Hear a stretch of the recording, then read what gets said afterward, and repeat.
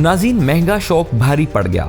सदियों कबल समंदर में डूब जाने वाले टाइटैनिक का मलबा देखने जाने वाले दो पाकिस्तानी बाप बेटे पुरस्कार तौर पर आबदोज समेत गायब हो गए हैं। कई दिनों से इनकी तलाश जारी है, लेकिन वो मिल नहीं रहे।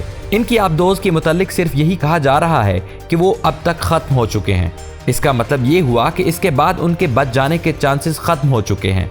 ये दोनों बाप बेटे क्यों समंदर में गए और ये लापता कैसे हुए? उन्होंने अपनी मौत कितनी रकम में खरीदी और इनको तलाश करने के लिए क्या इकदाम किए जा रहे हैं? नाज़रीन, आज की वीडियो में हम आपको इन तमाम सवालों के जवाब देंगे और आपको बताएंगे कि समंदर के बीचों बीच ये खेल क्यों और कैसे खेला जाता है। लेकिन ये सब जानने से कबल आप लोगों से गुजारिश है कि हमारे फेसबुक पेज को फॉलो कर लें और यूट्यूब चैनल को सब्सक्राइब कर लें। नाज़रीन, आदमी मालदार हो तो इसे हरी हरी और अच्छी अच्छी सूझती है और इसको कुछ ऐसा करने का शौक चढ़ जाता है जो आज तक किसी ने नहीं किया हो। वो अमीर शख्स सिर्फ अपना शौक पूरा करना चाहता है, चाहे इस दौरान इसकी मौत ही क्यों ना वाक़ हो जाए। इन अमीरजादों को भी कुछ ऐसा ही सूझा और ये समंदर में चले गए।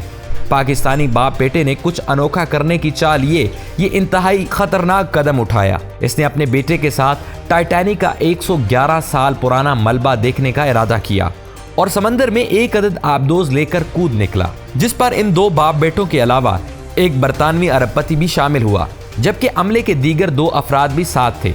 ये आबदोज कनाडा के जजीरे न्यू फाउंडलैंड से रवाना हुई और रवानगी के सिर्फ पौने 2 घंटे बाद ही आबदोज का राब्ता मुनक़ता हो गया।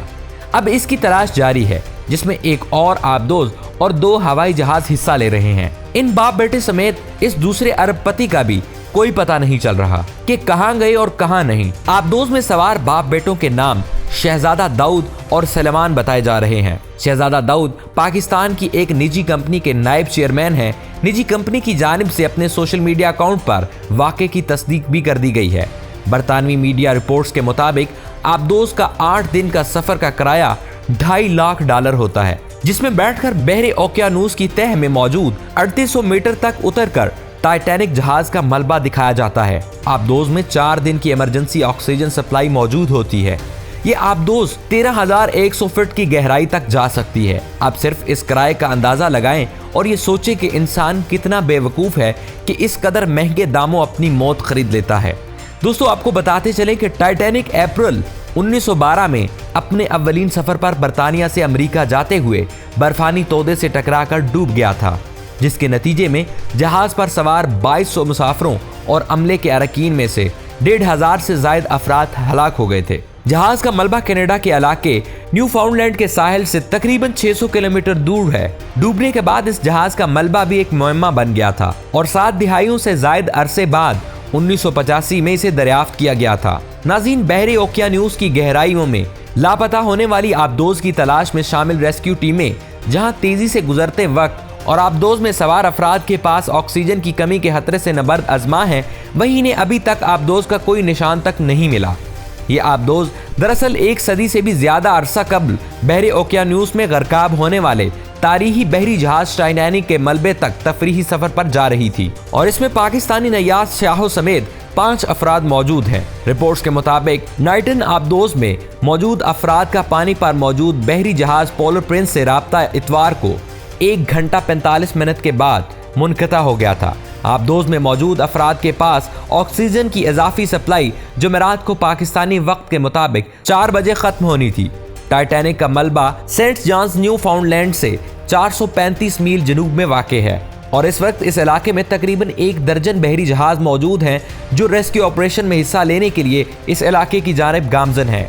अमेरिका और कनाडा की एजेंसियां, बहरिया और कमर्शियल कंपनियां जो समंदर की गहराई में काम करने की सलाहियत रखती हैं, इस रेस्क्यू ऑपरेशन का हिस्सा हैं। इस ऑपरेशन को बोस्टन मैसाचुसेट्स से चलाया जा रहा है और इसमें फौजी तैयारों और सनार बॉय की मदद ली गई है। बहरी जहाज पोलर प्रिंस की मदद के लिए पहले ही केबल्स का जाल बिछाने वाला बहरी जहाज डीप एनर्जी और 3 दीगर बहरी जहाज मौके पर पहुंच गए हैं, जबकि मजीद बहरी जहाज और साइंसी आलात रास्ते में हैं। इन बहरी जहाजों में से कुछ में रिमोटली ऑपरेटेड व्हीकल्स मौजूद हैं, जिन्हें समंदर की तह में इस आबदोज को ढूंढने के लिए इस्तेमाल किया जा रहा है। इस हवाले से अमेरिकी कोस्ट गार्ड के कैप्टन जेमी फ्रेडरिक का कहना है कि अमेरिका और कनाडा से रेस्क्यू टीमें इस पेचीदा सर्च ऑपरेशन के दौरान दिन रात काम में मसरूफ हैं। लेकिन अफसोस ये है कि अब तक इस आबदोज का कुछ पता नहीं चल सका। इम्कान जाहिर किया जा रहा है कि जिन्होंने मौत खरीदी है इन्हें मौत मिल गई है, लेकिन फिर भी इनको ढूंढने के लिए मुसलसल कोशिशें जारी हैं। नाज़रीन, तलाश के लिए इस्तेमाल होने वाले बहरी जहाजों के साथ अमेरिका और कनाडा के C-130 हरकुलियन एयरक्राफ्ट भी तलाश का हिस्सा हैं और वो आबदोज की फिजा से निशानदही करने की कोशिश कर रहे हैं। ताहम अगर ये आबदोज खतरे की सूरत में भेजे जाने वाले सिग्नल्स नहीं देती तो इस आबदोज का हुज्जम एक ट्रांजिट वैन जितना है और ये सफेद रंग की है, इसलिए फिजा से इसकी निशानदही करना एक चैलेंज होगा। फिर इसे समंदर में जाकर ही तलाश किया जाएगा। इस वक्त मौसम में तब्दीली और हद निगाह कम होना भी वो चैलेंजेस हैं जिनका रेस्क्यू टीमों को सामना है। रेस्क्यू करने वाले समंदर में तकरीबन 4 किलोमीटर तक तलाश कर रहे हैं, क्योंकि रेडियो और GPS सिग्नल्स पानी में सफर नहीं कर सकते, इसलिए इसके नीचे जाने का कोई फायदा नहीं है और आंखों से समंदर के अंदर आबदोज देखना नामुमकिन है। दोस्तों, इन सब टीमों के साथ साथ कैनेडियन P-3RO एयरक्राफ्ट के इलाके में सोनार सिग्नल्स की निशानदही के जरिए इस आबदोज को तलाश कर रहा है। इसके अलावा मजीद सोनार बॉय भी इस इलाके में तलाश के लिए इस्तेमाल किए गए हैं। सोनार बॉय या सोनो बॉय के जरिए पानी में मौजूद किसी भी चीज की निशानदही की जाती है और ये अक्सर दुश्मन आबदोजों को ढूंढने के लिए इस्तेमाल होते हैं। ये आमतौर पर मशीनरी और इंजन के पंखों की आवाज को सुनने का काम करते हैं। ये अमले की जानिब से आबदोज की अंदरूनी हिस्से से किसी चीज के टकराने की आवाज भी हो सकती है और किसी जहाज की बाहरी सतह से किसी चीज के टकराने की भी, और फिर इससे उठने वाली आवाज सुनने की कोशिश भी की जाती है। अब ये कोशिश की जा रही है कि किसी तरह अगर सिग्नल्स मिलते हैं या कोई आवाज सुनाई देती है तो इससे पता चल सके कि बाप, बेटे और दीगर लोगों की लाश कहाँ है।